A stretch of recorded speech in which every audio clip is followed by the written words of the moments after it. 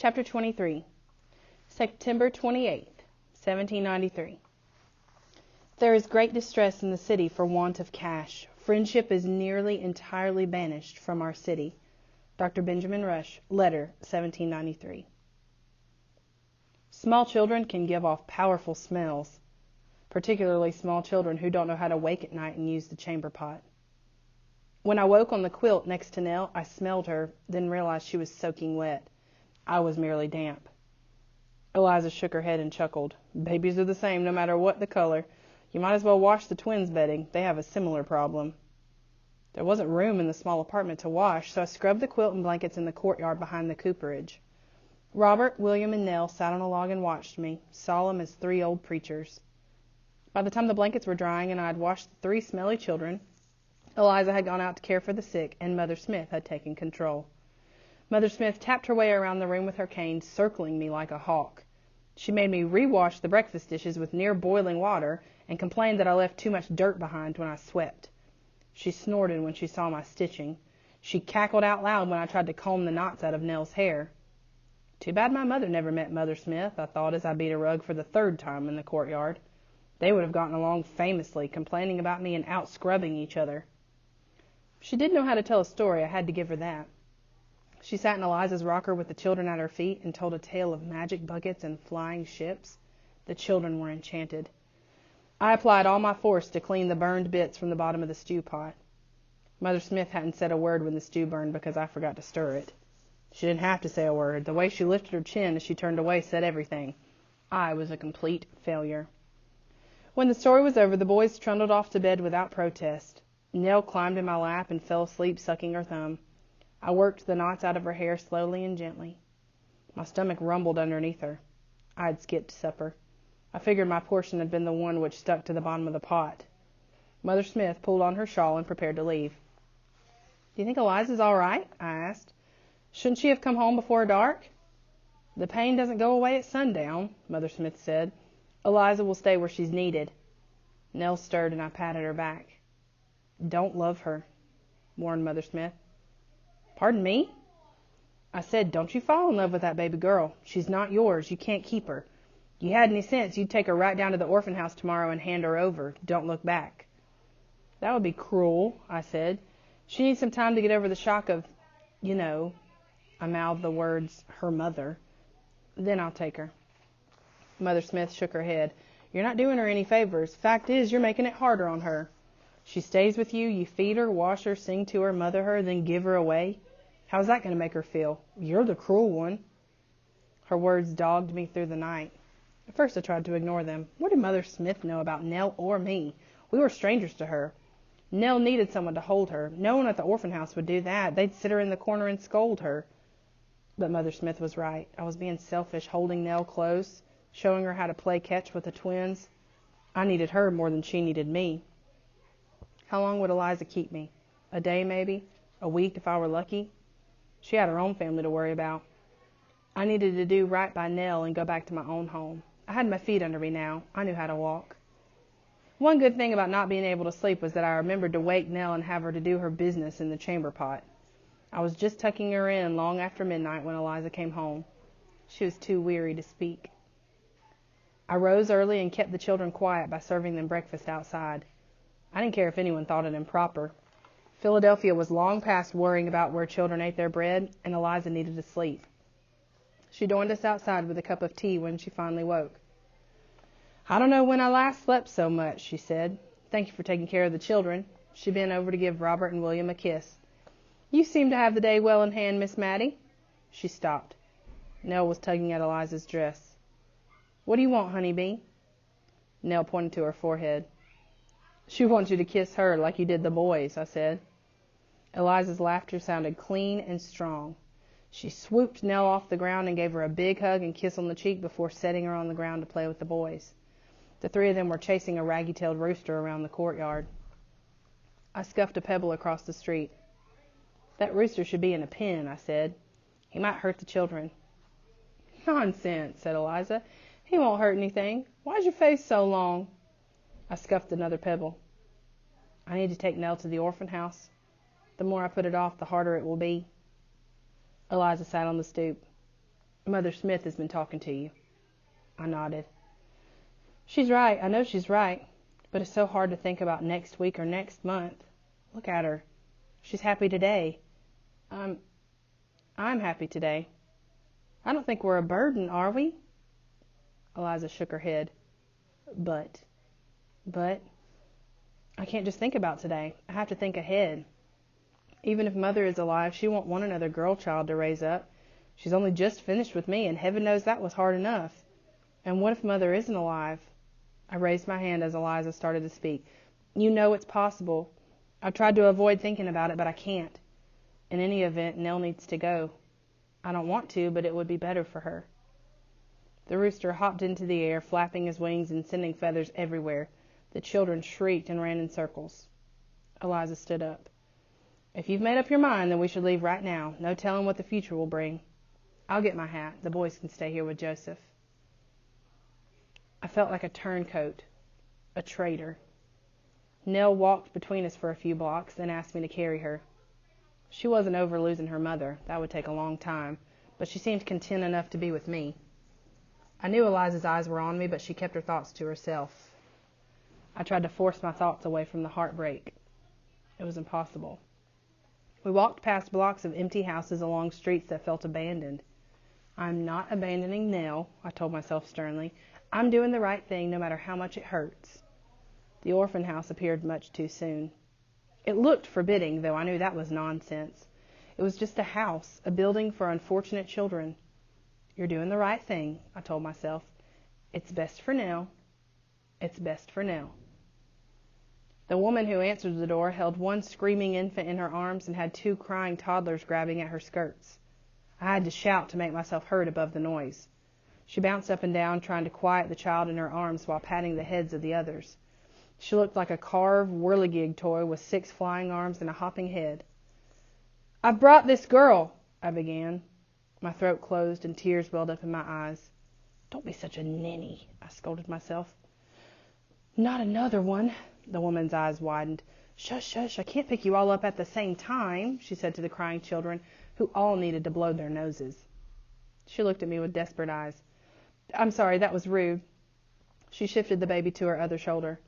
Is that the girl? She motioned toward Nell with her elbow. I nodded. I still couldn't speak. A fever orphan? One more nod. Is there no one who could take her in? This house is just bursting with children right now.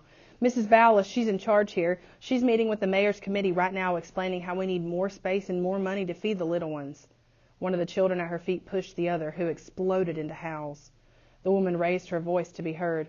I told her the mayor's committee should hold its meeting here. Then they'd give us what we need. She bent down and tried to calm the injured child with her free hand. I cleared my throat. You don't have room for more children? This is better than the street, she answered. But we are very crowded right now, that's the truth. We can't send letters to relatives who might want to help because the mail isn't being delivered. She bent down and picked up the toddler who was crying the loudest. She had to raise her voice to be heard over the racket. If you know of anyone who will care for her, then you should take her there. This has become the house of last resort. Nell looked up at me, her eyes as clear as the sky. She trusted me to do what was right for her. I felt the grip on my heart relax. I looked to Eliza. Seems she's better off with you, Eliza noted. I wanted to dance. Thank you, I told the harried woman. Thank you, thank you. Good luck. Best wishes. Goodbye. I dashed down the steps before she could change her mind. Eliza struggled to catch up with me. Slow down, slow down. You'll wear yourself out walking that fast in the heat. I waited for her at the corner. I did the right thing, didn't I? You saw how crowded it is there. They would never comb her hair or tell her stories. She's better off with me, isn't she? Eliza stood with her hands on her hips. We are all better off together, that's what I think. Let's turn here. The street is shaded. The Ogilvies live down there, I said. Do you think they're still in town? I heard a few stories about them, but I don't know if they're true, Eliza said. Tell me, I begged. I have to know. Wait, is it sad? I don't want to know if it's sad. We stopped in front of the Ogilvie mansion. It was shuttered like the other houses on the street. It seemed like years since Mother and I stood at the front door waiting for the disastrous tea. I turned Nell loose to pick marigolds from the garden. It's a little of both, happy and sad, Eliza said. I moved Nell away from a rose bush. Tell me then, I'll only think about the happy parts. Eliza joined us by the flower beds. The shade felt like silk on my skin. Bees hummed lazily in the distance and swallows swooped overhead. This was how summer was supposed to feel. I could drink it in all day. I don't know if this is true, mind, but I heard the story in the market just a few days after you'd left with your grandfather. The oldest Ogilvy girl, the one who got sick? Colette. Did she die? Worse. What could be worse than dying? You wouldn't think it was worse, but her mama sure did. Miss Colette came down with an awful case of the fever. You know how they are. They call in this doctor and that doctor, spend money, fuss and holler. Nothing helps. The girl's burning up.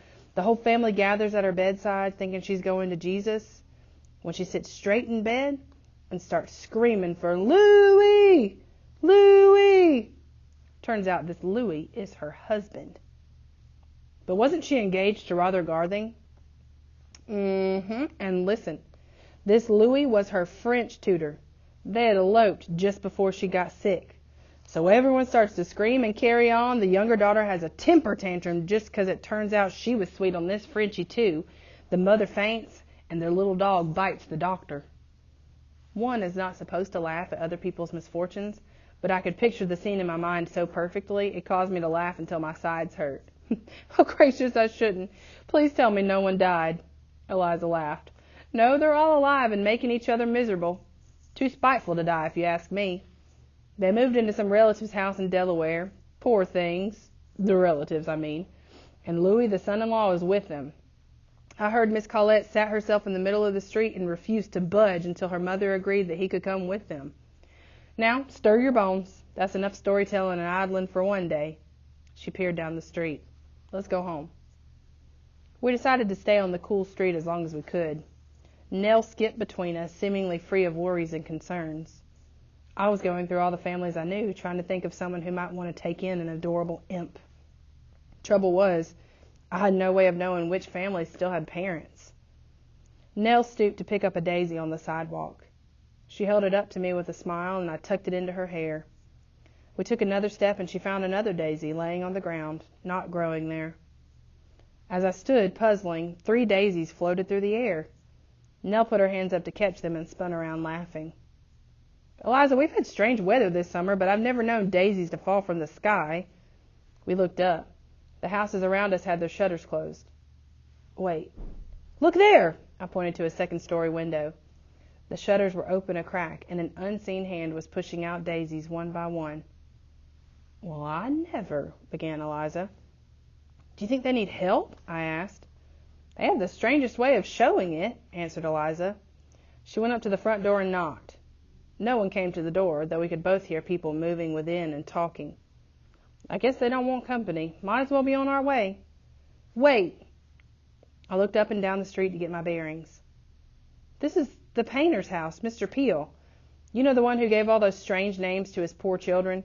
Rubens, Raphael, Rembrandt, and I don't know what other nonsense. A daisy fluttered to my feet. Eliza's eyes widened. That boy is apprenticed here, isn't he? She asked. She knew full well the answer. I looked up at the window. The shutter opened a bit wider and a handful of flowers drifted down. Something fell and crashed inside the house, then the shutter closed quickly. We should leave, advised Eliza. He has a knack for getting into trouble. I slowly helped Nell gather the flowers. I thought I saw a shadow move behind an unshuttered downstairs curtain. A tall, lean shadow. My heart tripped over the thought of Nathaniel Benson, and I smiled in spite of myself. He was alive and still sending me flowers. If I hadn't been carrying Nell, I think I could have skipped all the way back to Eliza's. There was no more talk of returning me to the coffee house or finding a different home for Nell. Joseph and Eliza agreed that I couldn't live alone, not with the deserted streets as dangerous as the crowded sick rooms. We didn't talk about what would happen after the fever. Eliza promised we would find my mother or learn her fate as soon as the epidemic was over. We didn't talk about Nell, we just loved her. 2 days later, Mother Smith sent word that she had to help a family of 8 that had just lost their mother. 8? She's going to take care of 8 children? I was stunned. If Mother Smith put her mind to it, she could take care of 50. I've no doubt about that at all, answered Joseph. He was sitting up to the table and making quick work of the fried eggs and cornbread Eliza set before him. His strength was returning along with his appetite. I took the bread from my plate and broke it into 3 pieces, which I handed to the twins and Nell. Every day, more towns prohibited travel to or from Philadelphia. Even prices higher than any in memory couldn't tempt farmers into the city with fresh food. I tried not to eat more than I absolutely had to. I tightened the drawstring of my skirts a bit more every morning. I was going to send the old lady home today if she had turned up, Joseph continued. Robert climbed into his lap. I'm strong enough to make my way around the house. Mother Smith doesn't have to worry about us no more. Do you want Maddie to stay with you? Eliza asked as she wiped off William's sticky fingers and held out the rag to her brother. Nell held up her hands for me to clean. I brushed them off on my skirt and stood up to clear away the dishes.